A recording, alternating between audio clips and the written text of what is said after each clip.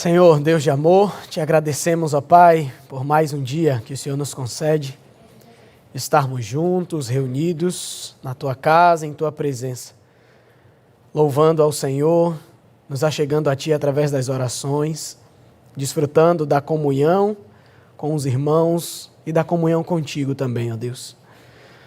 Obrigado, Senhor, porque nós podemos fazer isso já no primeiro dia da nossa semana. Nós queremos render honra e glória ao Senhor.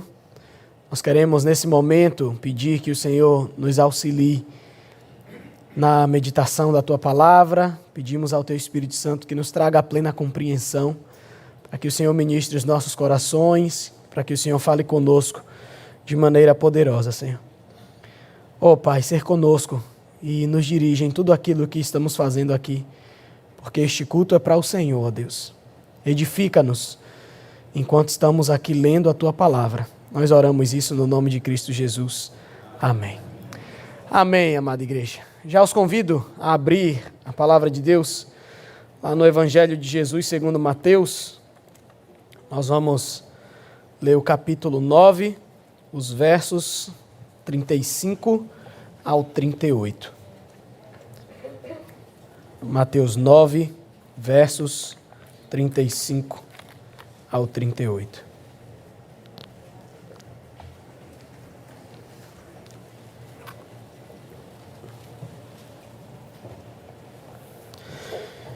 Quero meditar com os irmãos hoje sobre o exemplo de Jesus, que ia andando por toda parte, fazendo bem, pregando o Evangelho, atento às necessidades das pessoas, e com relação a isso também meditarmos sobre a nossa responsabilidade enquanto trabalhadores no reino de Deus. Mateus capítulo 9, versos 35 ao 38, diz assim a palavra do Senhor: E percorria Jesus todas as cidades e povoados, ensinando nas sinagogas, pregando o evangelho do reino e curando toda sorte de doenças e enfermidades. Vendo ele as multidões, compadeceu-se delas, porque estavam aflitas e exaustas, como ovelhas que não têm pastor. E então se dirigiu a seus discípulos: A seara, na verdade, é grande, mas os trabalhadores são poucos. Rogai, pois, ao Senhor da seara que mande trabalhadores para a sua seara. Amém, irmãos. Louvado seja Deus por sua palavra. O texto que nós lemos já começa falando que Jesus estava percorrendo todas as cidades e povoados. Essas cidades e povoados eram cidades e povoados específicos. E nós conseguimos ver quais são essas cidades e povoados quando nós vamos lá para o capítulo 4 de Mateus, a partir do verso 12, nós vamos vendo uma mudança que ocorreu, né, no ministério do Senhor Jesus. Após o Senhor Jesus ser tentado, o versículo 12 lá do capítulo 4 diz que, ouvindo Jesus que João fora preso, retirou-se para a Galileia e, deixando Nazaré, foi morar em Cafarnaum, situada à beira-mar, nos confins de Zebulon e Naftali. E a palavra vai dizer que tudo isso foi para se cumprir a profecia lá de Isaías, capítulo 9, versos 1 e 2. Irmãos, a vida de Jesus, a maior parte da sua vida foi na região da Galileia. Era uma região grande, né? Nazaré, onde Jesus morou a maior parte da sua vida, fica na região da Galileia também. Mas Jesus mudou de cidade. Ele sai de Nazaré e vai para Cafarnaum, uma cidade que ficava mais próxima ao lago, né, o Mar da Galileia, né, que na verdade era um grande lago. E Jesus ele faz essa mudança aí de localidade. E é justamente nesses locais, nessas cidades mais próximas ali à região do Mar da Galileia, que Jesus vai percorrer cidades e aldeias, ensinando nas sinagogas, pregando o evangelho do reino. E Jesus estava ali no meio daquelas pessoas. Então, deixando Nazaré, ele foi morar em Cafarnaum, foi morar mais perto da região ali do Mar da Galileia, e ele estava ali pregando e ensinando sobre o reino de Deus. Então, nós vemos que ele estava fazendo justamente essas coisas, e nos versos do capítulo 4 ainda, os versos 23 ao 25, nós vemos ainda Mateus falando que percorria Jesus toda a Galileia, ensinando nas sinagogas, pregando o evangelho do reino, curando toda sorte de doenças e enfermidades entre o povo. E a sua fama correu por toda a Síria, trouxeram-lhe então todos os doentes, acometidos de várias enfermidades e tormentos, endemoniados, lunáticos e paralíticos, e ele os curou. E da Galileia, Decápolis, Jerusalém, Judeia e da além do Jordão, numerosas multidões o seguiam. Então Jesus ele muda de cidade, começa ali o seu ministério na região próxima ao Mar da Galileia, e o ministério de Jesus naquela região é um ministério que foi muito promissor, tanto que nós lemos aqui que pessoas de outras regiões, ouvindo aquilo que Jesus estava fazendo, eles viajavam para a região onde Jesus estava, trazendo doentes, endemoniados, e Jesus ensinava sobre o evangelho do reino, ele curava os enfermos, expulsava os demônios das pessoas, né, que chegavam endemoniadas até ele. Então a gente vê que esse ministério de Jesus ele é bem promissor. No capítulo 9, quando nós lemos aqui, né, Jesus percorrendo todas as cidades e povoados, ensinando nas sinagogas, lembre que ele está nessa região aí, próximo ao Mar da Galileia. Quando a gente vai ler o Evangelho de Mateus, existem algumas reviravoltas, algumas mudanças no Evangelho de Jesus, no ministério de Jesus. Quando nós lemos, né, nós vimos aqui no capítulo 4, Jesus após ser tentado, ele fica sabendo que João Batista foi morto, então Jesus muda de cidade para iniciar o seu ministério.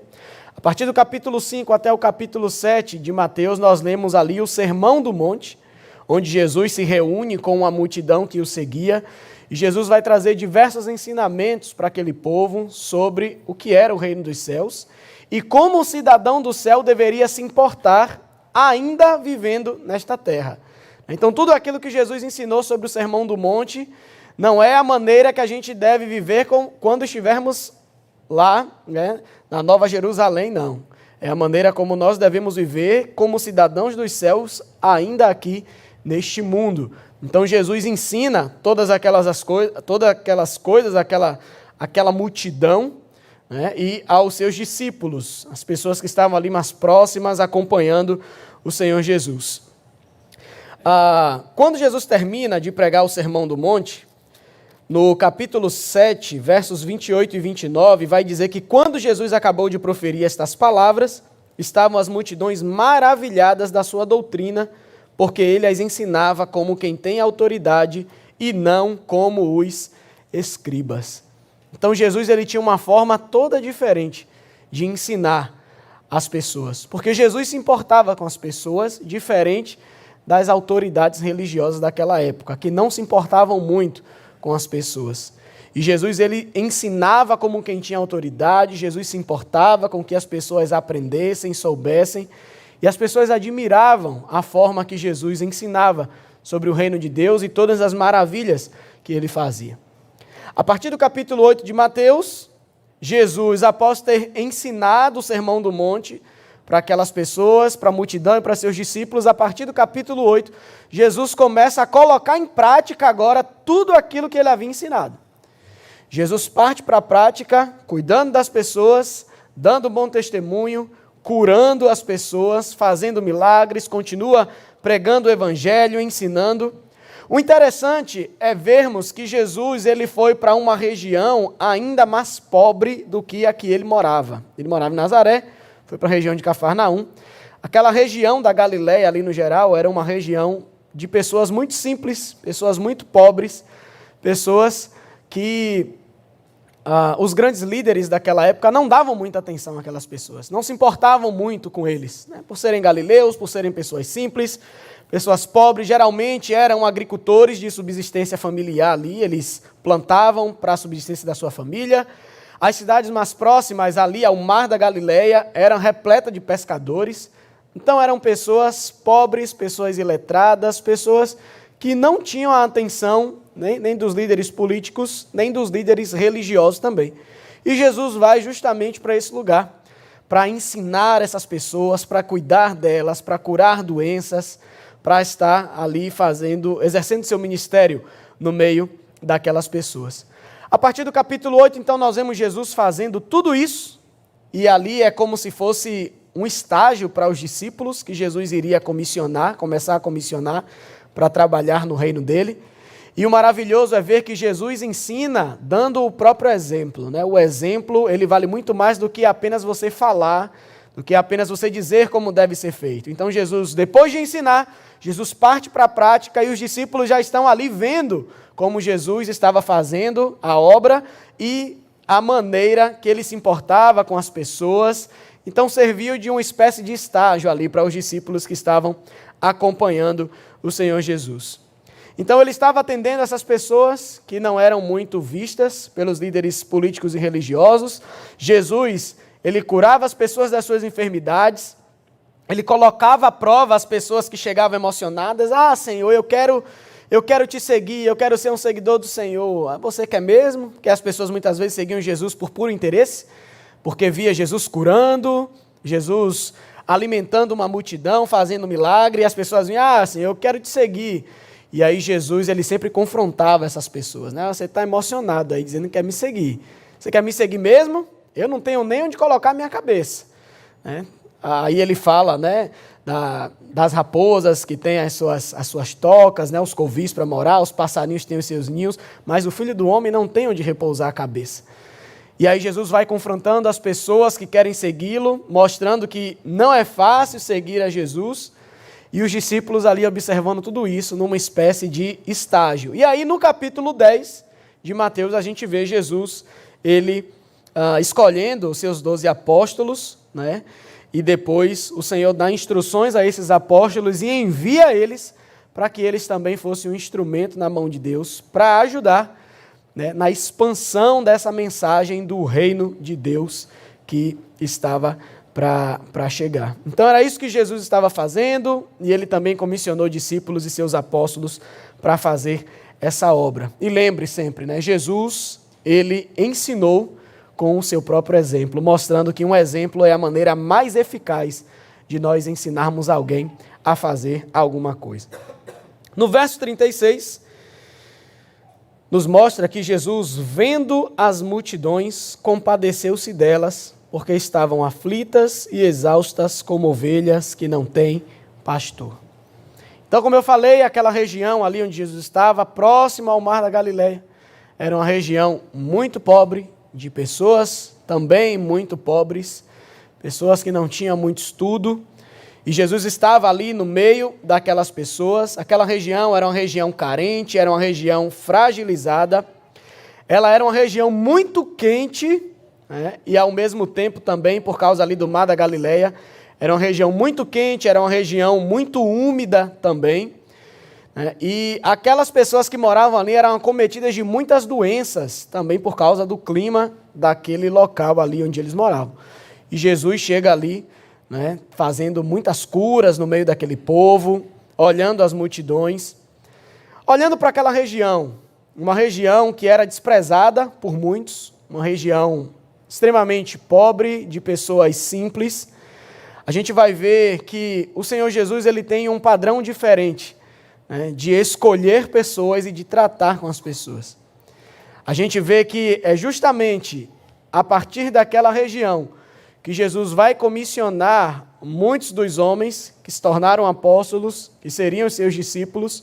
Eram pessoas simples, trabalhadoras, não eram pessoas de alto escalão do governo, não eram pessoas que eram ricas, mas eram pessoas simples, mas que andaram com Jesus, aprenderam e foram capacitadas por ele para fazer a obra do Senhor. E nós vemos isso lá em Atos 2. Né? Lá em Atos 2, quando aquele povo estava ali reunido, né, orando, e o Espírito Santo desce sobre eles, que eles começam a falar em línguas estrangeiras ali, que pessoas que tinham vindo de outras regiões do mundo até a cidade de Jerusalém para a festa de Pentecoste, começam a ouvir aqueles homens falando na sua língua materna, e eles olham para aqueles homens e dizem, não são esses galileus? E por que estamos ouvindo eles falando na nossa própria língua materna? Então veja como os galileus eram desprezados pelas pessoas, né? Como é que um galileu está falando a língua estrangeira? O galileu mal sabe falar a sua própria língua. São pessoas que não sabem ler, não sabem escrever, não tiveram estudo. E elas estão falando línguas diferentes aqui, estamos ouvindo sobre as grandezas de Deus na nossa própria língua materna. E as pessoas ficam maravilhadas, né, como aqueles homens simples estavam fazendo aquilo. E aí a gente vê que o Espírito Santo, ali eles recebem o Espírito Santo e através daquele povo simples, galileu, é através daquele povo que se inicia ali o trabalho da igreja neste mundo, né, de pregar o Evangelho do Senhor Jesus Cristo. Jesus, irmãos, quando chega naquele lugar e vê aquela multidão, ele sabia que o sofrimento que aquelas pessoas passavam era por causa do pecado. E nós precisamos ter consciência disso. Todos os males que nós vemos neste mundo é por causa do pecado que atingiu todos os homens. O pecado, ele não escolhe a quem ele vai atingir. O pecado não atinge somente os ricos, o pecado não atinge somente os pobres, mas a palavra de Deus diz que todos pecaram. E Jesus sabia que aquela dificuldade que aquela multidão enfrentava, tudo aquilo que eles viviam, era por causa do pecado. Era resultado da própria pecaminosidade daquele povo. E Jesus chega ali até eles, trazendo uma mensagem de esperança para aquele povo, anunciando o reino de Deus. O melhor reino que aqueles homens conheciam foi o reinado de Davi. Para eles era um padrão de um bom reinado. E Jesus chega para aquele povo simples, pobre, esquecido, pessoas verdadeiramente, né, que eram tratados como marginais. Jesus chega para aquele povo pregando e anunciando o evangelho do reino, que era um reino muito superior ao reino de Davi. Era um reino que, se eles crescem no Senhor Jesus, eles estariam nesse reino, e esse reino era um reino de paz e de justiça. Era um reino onde eles estariam completamente salvos de todos aqueles problemas. Era um reino onde eles estariam, de uma vez por todas, livres de todas as consequências que o pecado pode trazer na vida do homem. E essa mensagem que Jesus estava levando para aquele povo, certamente, restaurou a alegria e a esperança daquele povo. Devolvendo a alegria, devolvendo a paz para aquele povo, para que eles crescem, que no dia em que o reino de Deus fosse plenamente estabelecido, esse reino pertenceria a eles também. E essa é a mensagem do Evangelho. Nós sabemos que quando o Senhor Jesus, ele passa a ser Senhor e Salvador das nossas vidas, nós temos uma viva esperança que habita dentro de nós. Então nós passamos a não nos importar tanto com as coisas que acontecem à nossa volta, nós passamos a não nos importar tanto com as circunstâncias que acontecem na nossa vida, com as dificuldades que estamos vivendo, porque sabemos que em meio a tudo isso, Deus está nos guardando e nós temos a viva esperança que nós pertencemos a um reino que é muito superior a esse mundo que nós vivemos. E isso nos dá alegria. Essa viva esperança nos traz paz ao coração. E é justamente essa mensagem que Jesus está ali levando para aqueles homens que precisavam justamente dessa mensagem. Interessante, irmãos, é ver que Jesus, vendo as multidões, compadeceu-se delas. Jesus, ele não viu as pessoas apenas superficialmente. Jesus saiu de Nazaré e foi para Cafarnaum e andava de cidade em cidade. Jesus estava ali se relacionando com as pessoas. Jesus estava no meio do povo. Jesus estava pregando, ensinando, curando, expulsando demônios. Jesus se importava com aquelas pessoas. Eles se importavam com o sofrimento delas. Eles se importavam com aquilo que eles pensavam. Jesus se importava com as dificuldades que aquelas pessoas estavam enfrentando. E Jesus, ele demonstra compaixão pelas multidões. Por isso que ele vai dizer lá que Jesus se compadeceu delas, porque estavam aflitas e exaustas, como ovelhas que não têm pastor. Aquele povo, irmãos, não estava sendo bem cuidado.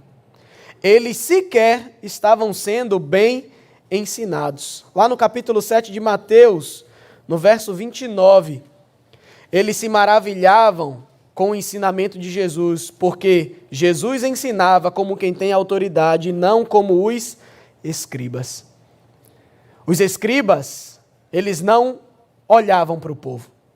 Os escribas, os mestres, os líderes, os sacerdotes e escribas, eles não enxergavam as necessidades do povo. Eles só se importavam consigo mesmos. E Jesus, ele vem como um líder diferente. Jesus, ele vem como um líder que ele olha para as pessoas. Ele sabe aquilo que as pessoas estão enfrentando e Jesus se compadece de cada uma delas. E o ministério de Jesus, irmãos, vai nos mostrar que não há ministério eficaz sem misericórdia. Jesus, ele amava as pessoas. Jesus, ele se importava com aquelas pessoas. Ele andava no meio delas. E Jesus conseguiu ver as aflições e angústias que aquelas pessoas enfrentavam, as aflições, as exaustões da multidão, porque Jesus estava no meio das pessoas, se importando com cada uma delas. E isso é maravilhoso para a gente perceber, que não existe ministério eficaz sem compaixão. Não existe você trabalhar para o Senhor sem você se compadecer do outro, sem você se esforçar em enxergar o outro, sem você olhar para o seu irmão e tentar identificar quais são as dificuldades que ele está enfrentando e se colocar como um instrumento na mão de Deus para a edificação daquela vida. Era isso que Jesus Cristo fazia. Diferentemente dos líderes religiosos daquela época, que não se importavam muito com aquele povo. Afinal, era um povo marginalizado, pobre, não tinha muita coisa para oferecer para os líderes religiosos. Mas é justamente com esse povo que estava ali carente de Deus que Jesus chega, se apresenta e vai viver ali no meio deles. Irmãos, a multidão que Jesus vê está aflita, intimidada, oprimida, desamparada. É uma multidão que é incapaz de se salvar ou escapar de seus atormentadores, que eram, em sua maioria, os líderes, os próprios líderes religiosos. Os líderes religiosos daquele tempo, eles sobrecarregavam aqueles irmãos. Sobrecarregavam eles com questões legalistas sobre o sábado, sobre jejuns que eles tinham que praticar, sobre questões religiosas. Aquele povo estava justamente esmagado sobre os fardos que os fariseus estavam impondo sobre eles. Os líderes tinham uma relação apenas superficial com aquele povo, de chegar, dizer o que é que a Escritura diz e se virem para cumprir. Vocês têm que cumprir, vocês são obrigados a cumprir. Senão, vocês não vão receber o favor de Deus na vida de vocês. Se assemelha muito a algumas igrejas, né, infelizmente, que nós vemos nos dias de hoje também, que sobrecarregam as pessoas com muitas regras, com muitas doutrinas humanas, e o povo, ao invés de se alegrar na liberdade que receberam em Cristo Jesus para amá-lo e para servi-lo e fazer a vontade dele, são pessoas que estão dentro da igreja oprimidas, entristecidas, que só pensam em regras que precisam cumprir, e a maioria dessas regras é para agradar mais aos homens do que ao próprio Deus. Então aqueles líderes tinham um relacionamento apenas superficial com aquelas pessoas, mas Jesus chega como um líder diferente, e Jesus, ele busca uma relação mais profunda com aquelas pessoas, porque Jesus verdadeiramente se importava com as necessidades dela. Os discípulos de Jesus agora estão tendo um tempo para observar como é que Jesus trata as pessoas, como é que ele age, como Jesus tem se compadecido daqueles necessitados, daqueles que estão exaustos, daqueles que estão aflitos. Eles têm recebido da parte de Jesus instrução, que é uma instrução inicial para o apostolado deles, né? No capítulo 10, Jesus já comissiona, Jesus já instrui eles e depois vai os enviar. E aqueles apóstolos ali foram comissionados com Jesus, justamente para dividir com Jesus o peso dessa responsabilidade de anunciar a palavra de Deus, de cuidar daquelas pessoas, de cuidar daquelas vidas, de levar a palavra que traz a salvação para aquelas pessoas e de cuidar das almas daquelas vidas, tudo isso para a glória de Deus. Infelizmente, irmãos, nos nossos dias, existem muitos obreiros que são como os líderes daquela época. São obreiros que olham para as multidões, olham para os seus liderados apenas como fonte de lucro e vão explorar ao máximo essas pessoas. Pastores que, ao invés de apacentar as ovelhas que Deus tem confiado a eles, só estão interessados na lã que a ovelha pode dar a ele e na carne que a ovelha também pode dar para que ele se alimente. Infelizmente, temos vivido dias assim, de péssimos líderes que não têm seguido o exemplo de Jesus, de estar no meio das pessoas, de se importar com essas pessoas. E a partir do verso 37, Jesus ele se dirige aos discípulos, olhando as multidões, vendo como elas estavam. Pessoas que não estavam sendo cuidadas, pessoas que não eram enxergadas pelos líderes. E Jesus olha para os seus discípulos e diz: a seara, na verdade, é grande, mas os trabalhadores são poucos. Jesus alerta os seus discípulos: olha, tem muito trabalho para a gente fazer.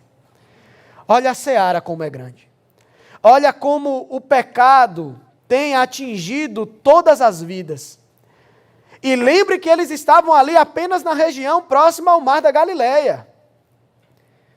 Existe todo o mundo que precisa ouvir a mensagem do Evangelho, que precisa ouvir essa palavra que pode trazer salvação para o homem. Todo mundo necessita disso, porque todos pecaram. Todos estão carentes dessa mensagem, todas as pessoas estão carentes de Jesus Cristo. E Jesus olha para os seus discípulos e diz: olha, a seara é muito grande, mas poucos são os trabalhadores. Não há trabalhadores suficientes para dividir o peso de anunciar a mensagem, de cuidar dessas vidas, de zelar pela alma dessas pessoas. Irmãos, esse estado de sofrimento humano que o pecado trouxe afeta a todos, não afeta somente os pobres, ele é geral. E por isso a seara é muito grande. O sofrimento humano vai afetar todo mundo. E são poucas as pessoas que têm se levantado para trabalhar em prol do reino, levando a mensagem que aponta o caminho da salvação. Aquelas multidões estavam sedentas, aquela multidão estava pronta para ser ensinada pelo Senhor Jesus, mas existia muito mais multidões sedentas, mas não haviam pessoas suficientes que pudessem ir lá para ensinar as pessoas e para instruí-las. Precisamos lembrar, irmãos, que antes do Senhor Jesus ele ser assunto ao céu, o Senhor Jesus deixou uma grande comissão para todos nós que somos seus filhos.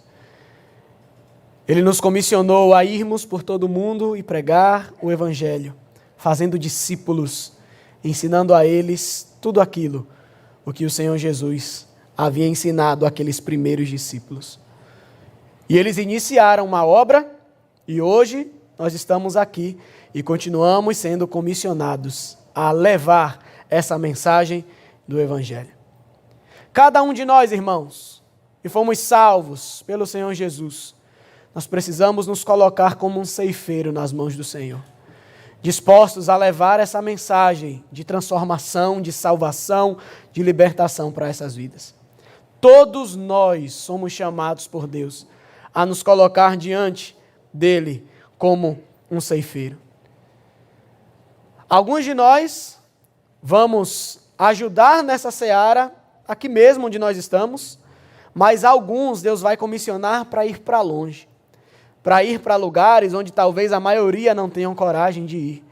E louvamos a Deus pela vida dos missionários, que Deus tem comissionado e tem se colocado nas mãos de Deus, a irem para os lugares mais remotos deste mundo, levar essa mensagem de salvação, de transformação, de libertação, de consolo, de alívio.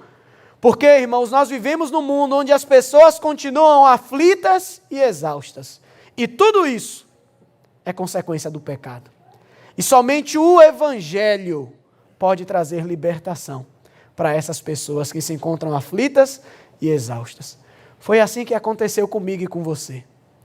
No passado nós estávamos assim também, aflitos, exaustos, desesperançosos, sem uma perspectiva talvez de futuro, e nós ouvimos a mensagem do Evangelho. Deus nos deu fé para crer nessa mensagem em Cristo Jesus, e Ele foi transformando a nossa mente, transformando todas as coisas na nossa vida. Hoje nós temos uma viva esperança. E nós precisamos continuar anunciando essa mensagem para todo mundo, irmãos. Nós precisamos, enquanto irmãos, enquanto igreja de Cristo, seguir esse exemplo de Cristo. Nós precisamos, irmãos, mais uma vez eu digo, sair da superficialidade nos relacionamentos. Eu estava falando isso com os jovens na EBD, agora há pouco na sala. Nós precisamos nos envolver com as pessoas. Jesus, Ele deu o exemplo disso. Nós precisamos nos envolver, irmãos, com as pessoas. Nós precisamos conversar, nós precisamos entender o que é que as pessoas estão enfrentando. Irmãos, na superficialidade, quando a gente olha aqui de cima para o rosto de cada um de vocês, está todo mundo bem. Está tudo muito legal. Ninguém aqui olhando para vocês, ninguém aqui parece que está enfrentando problema nenhum na vida. Parece que está todo mundo com saúde, com dinheiro no bolso, todo mundo numa vida espiritual lá, né, 100%, lendo a Bíblia o tempo todo, orando o tempo todo, buscando a Jesus, olhando daqui, o que aparenta é isso. Mas quando nós começamos a nos envolver com as pessoas, quando nós vamos começando a quebrar a superficialidade, como Jesus está fazendo aqui com aquela multidão, nós começamos a ver corações muitas vezes angustiados, aflitos, pessoas com a fé enfraquecida, e nós somos chamados por Deus para sermos instrumentos nas mãos dele para a edificação dessas vidas, irmãos. A seara é muito grande e poucos são os ceifeiros. O Senhor conta comigo e conta com você. Alguns dos irmãos sabem que nós temos o ministério de visitas aqui na igreja, conhecido como pastor Danilo e as ovelhinhas, que são as irmãs mais idosas, que sempre estão comigo. Eu digo que eu que acompanho elas, porque são irmãs verdadeiramente assim que me dá sempre uma lição. Pessoas que às vezes, senhoras às vezes que enfrentam doenças, que têm dificuldades, têm seus problemas na vida, e elas estão sempre com um sorriso no rosto, sempre alegres para fazer uma visita.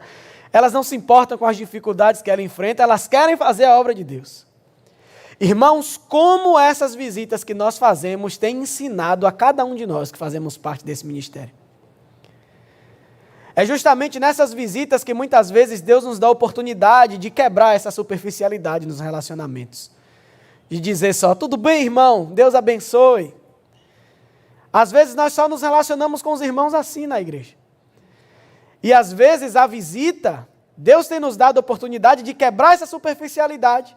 E nós vamos conhecendo uma realidade, às vezes, de pessoas que estão no nosso meio aqui na igreja, que estão com um sorriso no rosto, aparentemente está tudo bem, mas essas pessoas têm enfrentado tantos problemas na sua vida.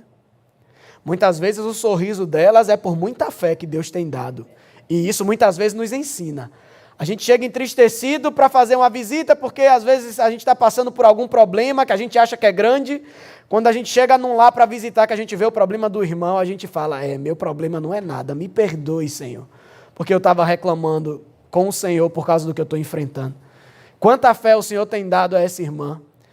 E muitas vezes nós vamos lá para abençoar essas pessoas e nós é que saímos abençoados e fortalecidos nessas visitas. Mas muitas vezes o sorriso no rosto que as pessoas demonstram aqui na igreja é apenas uma capa, é uma defesa. Porque às vezes as pessoas não querem demonstrar o que elas estão enfrentando. E muitas vezes o Senhor, para a glória de Deus, tem nos dado a oportunidade também de conhecer mais as pessoas, de saber quais são as fragilidades dela. E a gente não está ali para apontar o dedo, para acusar, mas nós vamos sempre ali nas visitas como um instrumento de Deus para a edificação daquelas vidas. Aquelas pessoas, a partir daquele momento, ficam sabendo que tem pessoas que estão orando por ela, pela necessidade dela, por aquilo que elas estão enfrentando. E isso é a igreja, irmãos. Isso é a igreja. E o que nós precisamos é justamente seguir esse exemplo de Jesus, de sair do relacionamento superficial, de conhecer verdadeiramente o outro, de se colocar como um instrumento, como um ceifeiro, como um trabalhador na seara de Deus, para edificar vidas, para que todos nós juntos, um fortalecendo o outro, possamos chegar ao final da caminhada, que é naquele grande dia onde o Senhor Jesus virá buscar a sua igreja. E todos nós estaremos eternamente juntos na presença de Deus.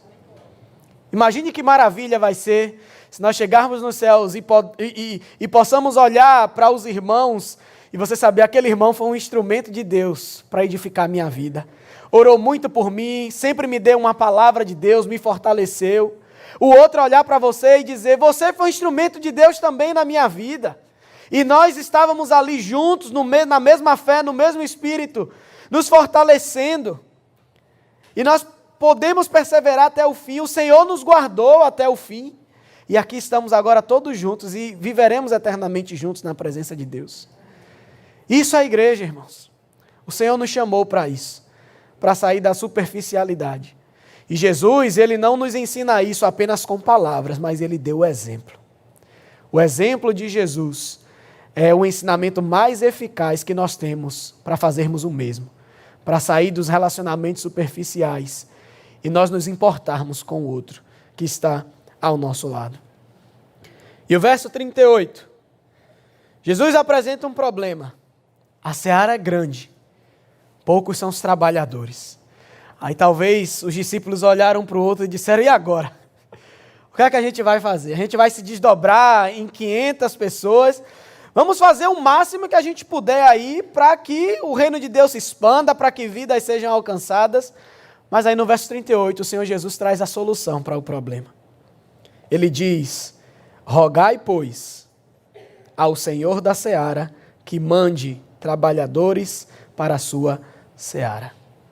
Ao mesmo tempo, irmãos, que a seara é grande, ao mesmo tempo que os poucos ceifeiros que têm enfrentado dificuldades nesse trabalho para o Senhor, nós devemos nos lembrar que o sucesso do trabalho nessa seara não está nas nossas mãos. O sucesso para esse trabalho não depende exclusivamente de nós, porque a seara não é nossa. A seara tem um Senhor, que está acima de tudo e de todos e que governa todas as coisas. Então, por isso que o Senhor Jesus diz, a seara é grande, poucos são os ceifeiros, mas vocês podem fazer alguma coisa. Rogai, pois, ao Senhor da seara que mande trabalhadores para a sua seara. Irmãos, nós devemos pedir a Deus trabalhadores. As pessoas que trabalham para o Senhor, elas devem ser comissionadas pelo próprio Deus. Porque senão, nós acabamos por criar líderes como os líderes religiosos dessa época, que não se importavam com as pessoas, mas só queriam explorá-las de alguma maneira. Nós precisamos orar a Deus para que as pessoas que verdadeiramente se disponham a trabalhar não queiram fazer isso por suas próprias forças, querendo algum mérito, algum reconhecimento, mas nós precisamos orar para que Deus envie trabalhadores, porque o próprio Deus tem os comissionado para trabalhar. Nós precisamos pedir a Deus que enviem pessoas que sejam cheias do Espírito Santo, pessoas que verdadeiramente tenham um compromisso com Deus e com a obra de Deus, e não homens que designaram a si próprios como ceifeiros. E é daí que vêm os falsos mestres, né, os líderes que exploram as pessoas. Nós precisamos, irmãos, orar ao Senhor, para que o Senhor mande pessoas que amem a Deus, que amem as almas, que sejam verdadeiramente obreiros, como está lá em 2 Timóteo, no capítulo 2, verso 15, que sejam obreiros que não têm do que se envergonhar, mas que manejam bem a palavra da verdade. Quanto a líderes, irmãos, quanto a pastores, isso é muito verdade. Nós precisamos orar a Deus, para que Deus comissione pessoas que verdadeiramente amem ao Senhor, que amem as vidas, que amem as almas, que amem o Evangelho de Jesus, para que essas pessoas verdadeiramente estejam cuidando das pessoas. Irmãos, talvez muitos de nós que estamos aqui na nossa igreja, talvez já foi chamado por Deus e você talvez não deveria nem estar mais aqui. Talvez Deus já te chamou para ir para um outro lugar, para fazer a obra, para pregar. Deus tem te dado condições, Deus tem te preparado, Deus tem te comissionado. Tem ardido no seu coração muitas vezes, mas você tem medo, falta fé. Você às vezes não quer se indispor, você não quer ter trabalho, você quer ficar no seu lugar de conforto. Irmãos, lembre-se da mensagem do Senhor Jesus Cristo. A seara é enorme e poucos são os trabalhadores. Eu louvo a Deus quando o Senhor tem levantado alguns seminaristas na igreja com vistas ao ministério. Fico muito feliz com isso. São mais trabalhadores que o Senhor está comissionando e nós oramos muito por isso. Para que Deus envie, para que Deus comissione pessoas que amem ao Senhor, pessoas sérias, pessoas que amem as vidas, pessoas que queiram verdadeiramente contribuir com o reino de Deus. Irmão, se de alguma maneira alguém que está aqui nessa manhã tem sentido o chamado de Deus na sua vida, apenas obedeça ao chamado de Deus. Se entregue ao Senhor. Não fique com medo, não fique duvidando. Lembre que o Senhor Jesus, Ele chamou galileus, pessoas que não tinham, aos olhos humanos, preparo nenhum para fazer a grande obra que eles fizeram. Porque quando nós fazemos a obra para o Senhor, nós não fazemos na força do nosso braço, mas o Senhor nos capacita e nos fortalece para fazer a sua obra. Nós precisamos ser totalmente dependentes de Deus para fazer a obra do Senhor. Se o Senhor tem comissionado alguns aqui nessa manhã, e você sente isso no seu coração, se coloque diante de Deus em oração, irmãos, e lembre que a seara continua sendo grande. E nós, enquanto igreja, precisamos rogar ao Senhor da seara que envie esses trabalhadores, essas pessoas comprometidas com Deus, com as vidas, com a obra do Senhor. O texto exposto, irmãos, eu quero trazer algumas considerações para a gente finalizar nessa manhã. Eu quero falar aqui, primeiramente, com pessoas que talvez estejam como aquela multidão, aflita, exausta, com o coração entristecido. Eu quero dizer a você que ainda que talvez você ainda não tenha sido alvo do olhar de alguns irmãos, de algumas pessoas, eu quero lembrar a você que Jesus nos olha de uma maneira totalmente diferente. Jesus sabe o que se passa no nosso coração e Ele se importa com cada um de nós. Basta você se colocar diante da presença de Deus e derramar o seu coração diante dEle, que o Senhor é plenamente poderoso para te restaurar de uma vez por todas. O Salmo 34, verso 18 e 19 vai nos dizer: perto está o Senhor dos que têm o coração quebrantado e salva-os de espírito oprimido. Muitas são as aflições do justo, mas o Senhor de todas o livra. Se você talvez entrou aqui nessa manhã e o seu coração está assim, a sua alma está triste, despedaçada, você está aflito, exausto, angustiado, eu quero dizer também para você que a única solução eficaz para o seu problema é Jesus Cristo. Você precisa mais do que nunca do Senhor Jesus. E talvez se você nunca entregou a sua vida ao Senhor Jesus, se Ele ainda não é Senhor da sua vida, é tudo o que você precisa fazer. Você precisa se entregar ao Senhor Jesus nessa manhã, para que toda essa aflição, toda essa exaustão que você tem vivido, toda essa angústia, ela possa ser transformada na sua vida. Para que o Senhor retire essas coisas do seu coração e substitua por uma viva esperança que nos traz alegria por todos os dias da nossa vida, que são todas as promessas que nós temos quando temos o Senhor Jesus no nosso coração. Mateus, capítulo 11, verso 28 e 29, Jesus diz: vinde a mim, todos os que estáis cansados e sobrecarregados, e eu vos aliviarei. Tomai sobre vós o meu jugo e aprendei de mim, porque sou manso e humilde de coração, e acharei descanso para a vossa alma. Eu também quero falar aqui nessa manhã com aqueles que às vezes se sentem incapacitados de fazer a obra de Deus. Ah, pastor, mas eu não sei fazer nada.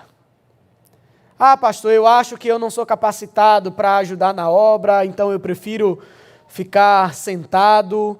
Eu não tenho muito estudo, eu nunca fiz curso disso ou daquilo e eu acho que Deus não pode me usar.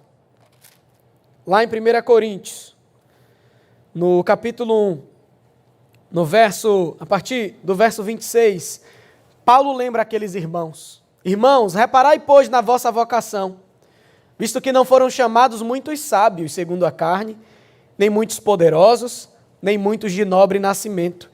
Pelo contrário, Deus escolheu as coisas loucas do mundo para envergonhar os sábios e escolheu as fracas do mundo para envergonhar as fortes. E Deus escolheu as coisas humildes do mundo e as desprezadas e aquelas que não são para reduzir a nada as que são, a fim de que ninguém se vanglorie na presença de Deus. São justamente esses que o Senhor deseja usar. Se muitas vezes nós nos achegamos diante de Deus, Senhor, me use. Eu me preparei, eu fiz seminário, eu estudei, eu tenho faculdade, eu tenho curso disso e daquilo. Se o Senhor te der uma oportunidade, você vai se vangloriar muito diante de Deus. Deus me chamou porque eu sou o cara. Mas o Senhor deseja aqueles que são humildes de coração.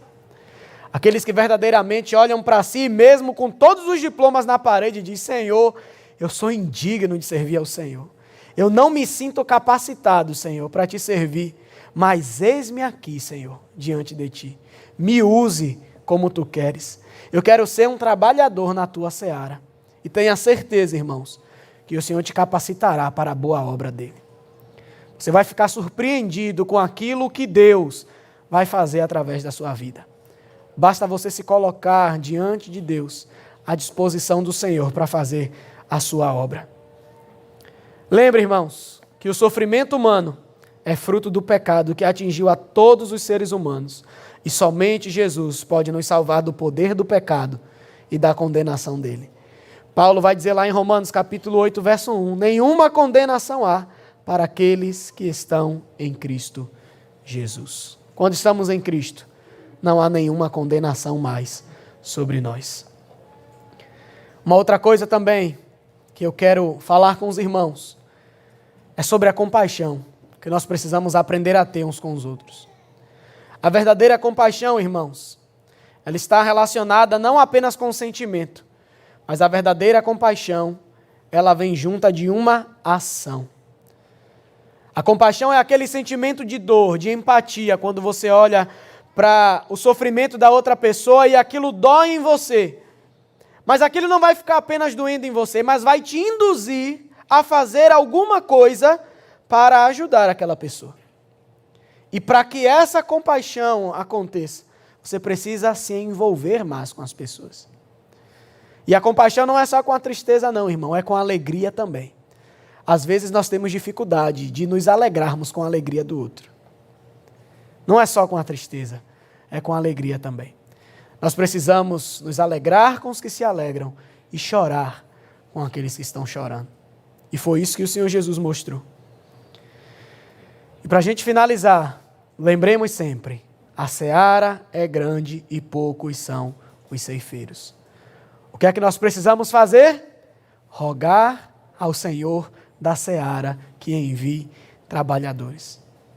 Ao mesmo tempo, devemos nos colocar sempre diante de Deus, à disposição dele para fazer a sua obra, para sermos instrumento na mão de Deus.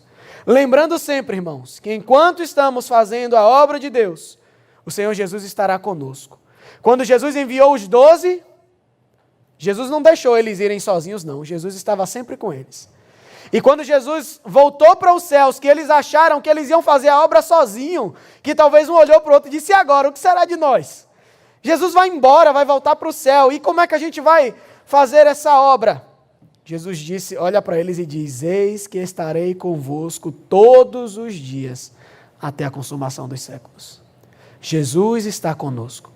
A todos aqueles, irmãos, que estão aqui, que já trabalham na obra de Deus, que tem sido um instrumento para a edificação do corpo de Cristo, eu quero lembrar isso a vocês. Você não está sozinho, mas Jesus está com você, te capacitando e te guardando de todo o mal.